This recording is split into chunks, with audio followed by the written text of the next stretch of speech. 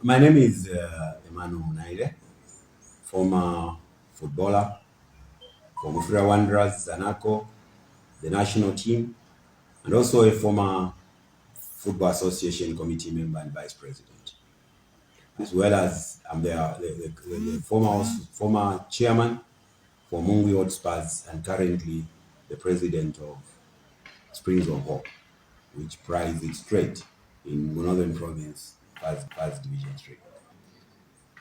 There are so many things I want to bring to the table when I'm elected president, but the starting point is grassroots football. And grassroots football starts with schools.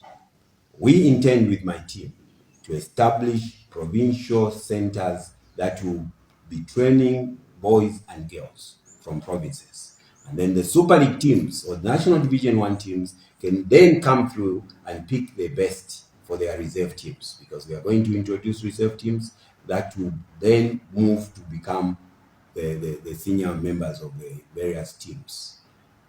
So good.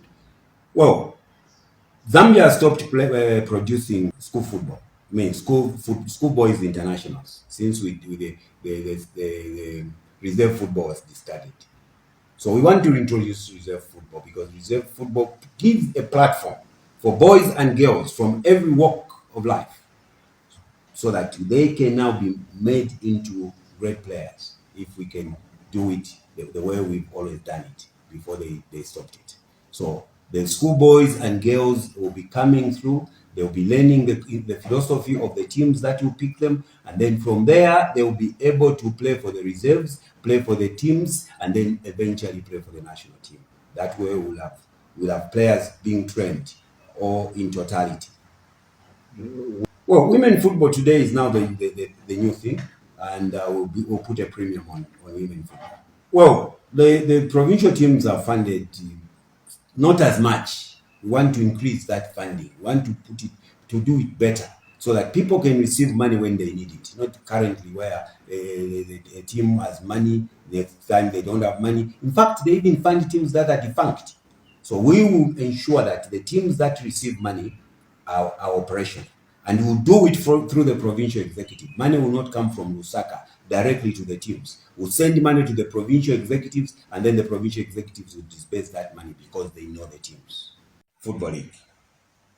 The National Division 1 League is a very difficult league to run in its current form because the distances that are being covered are too long for all the teams. And at the same time, they don't even have a sponsor. So when we come into office with my team, we'll prioritize National Division 1. We must find sponsors for them so that we help them. We help them, by providing resource so that the burden is lessened. That is what we are going to do for the National Division 1. Well, I will not talk about what I don't know, but what I will tell you is that under my leadership, will ensure that every coin counts. Every coin will count. There will be nothing like money being diverted, money being spent on things that are unnecessary. Will ensure that if money is meant for football, it will go to football. The Chipolopolo is something that you don't just wake up and say we are going to win a match. You have to plan for it. And the moment I'm elected president, we are going to put programs in place that will ensure that the Chipolopolo gets back its glory by ensuring that they have the right coaches, they have they are camping in the right environment, provide them with whatever they need, because we need to go to the World Cup by 2030. That is going to be achieved through what I have said. We are going to put programs in place, long-term programs.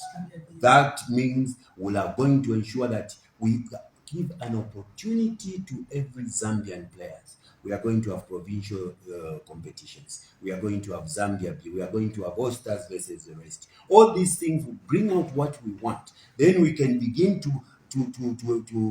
give them the exposure that they need. And one thing I must say, we will not go there to promise Zambians that the results will be now. Our desire is to take Zambia to the 2030 World Cup, and whatever we do will be to focus on that. Whatever will happen in the middle, that's fine. but the focus is to go to the World Cup in 2030. Because you have now changed the way you want to bring coaches. You don't advertise when you want a coach. You pick a coach you want. That is how it's done all over the world. And that is what we do. We ensure we get the best coach, the best technical staff that will do the right thing to take Zambia to the World Cup of 2030. If anything happens between now and we go to the World Cup 2026, that's fine. But the major program or the project we have is 2030. A footballer understands every aspect of football.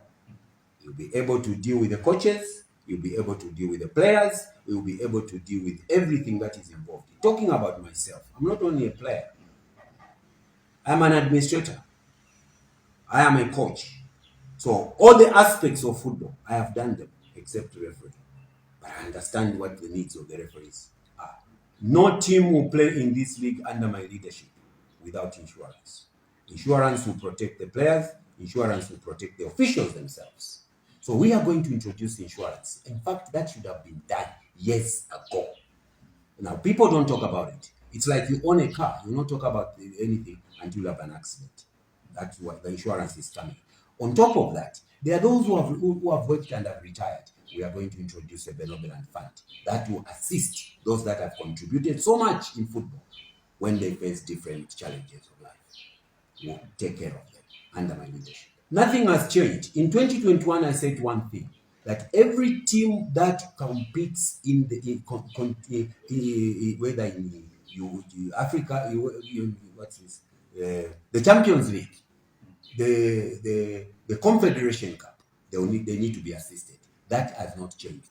Under my leadership, we'll give them financial backing, and every team that contributes players to the World Cup, to the national team that plays in the World Cup and the Africa Cup, they will be rewarded under my leadership.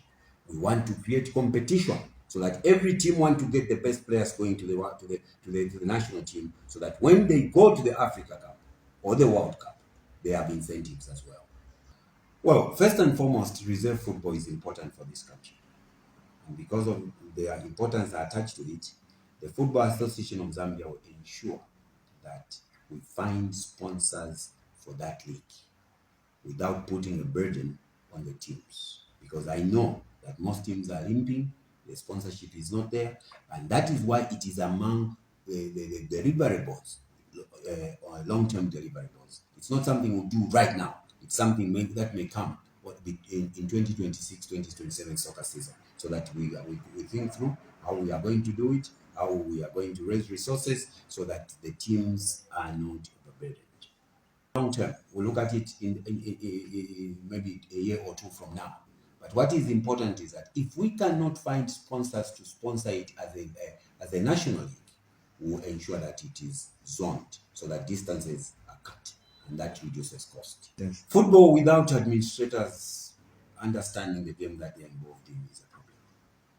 We will ensure that all the administrators are trained, coaches are trained, referees are trained, and everybody involved, doctors, physiotherapists, all these are important people. They must understand the current happenings in football. So we'll ensure that they update their skills, they update their competences, they acquire knowledge that will be useful to improve football in this country. I want to address the councillors, those who have the privilege to be in Livingstone on the 29th of March 2025, that you will not waste your vote by voting for me. I will not betray your trust. I have all it takes to lead you for the next 4 years, because I have the experience and understand the challenges football is going through. We will ensure, me and my team, that we bring football to its lost glory. We want people to get to the stadium because they will know that they will not be harassed, they will not be intimidated. We want to ensure that people enjoy football. We want to see men and women coming with their children to watch football, as it is in the developed world. That is what we want to bring to the table. We also want to ensure that the supporters don't just come there, but be able to enjoy the atmosphere, to enjoy what is happening. So that is my promise, that I will not betray their trust. We'll do everything, not as an individual, but collectively. Whatever is wrong, they should be able to point out that this, we are not going the right direction. We can get, so my executive will be able to consult, will open to criticism, will open to whoever has anything to contribute to football. Will not shut anyone who has anything to contribute to football outside. We'll bring everyone on board so that football improves, so that nobody should complain. So football will be played by everyone, or will involve everyone who loves it without discrimination.